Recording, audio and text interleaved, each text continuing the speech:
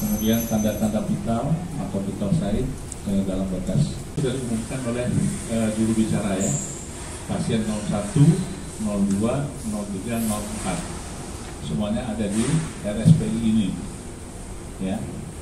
Sedangkan 0506 sudah tahu semua ya. Nah, saya ingin menyampaikan kondisi dari pasien 01 sampai 04 alhamdulillah sampai saat ini tambah membaik ya, tambah membaik.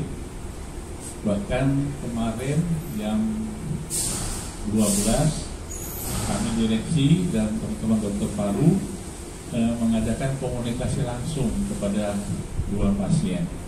Kan ada monitor tuh ya, kita bisa telepon dan bisa melihat dengan CCTV ya, kepada pasien 01 maupun yang pasien satu lagi WNI juga gitu ya.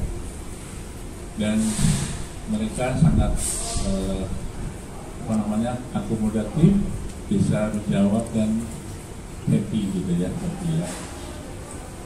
Jadi tempat pasien stabil, tidak panas, tapi sekali lagi masih ada batuk-batuk ya.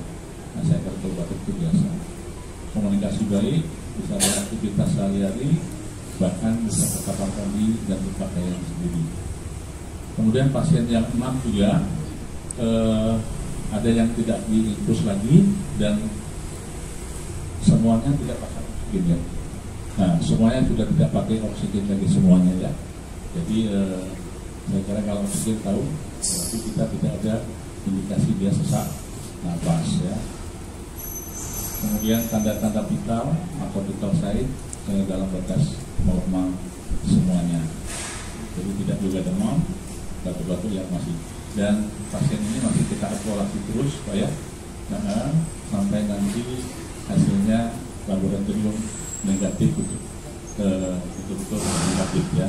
Baik yang positif itu ada konvensi dari positif ke negatif, yang kedua yang sudah negatif kita lihat 2 kali dia negatif, nanti akan kita pulangkan ya.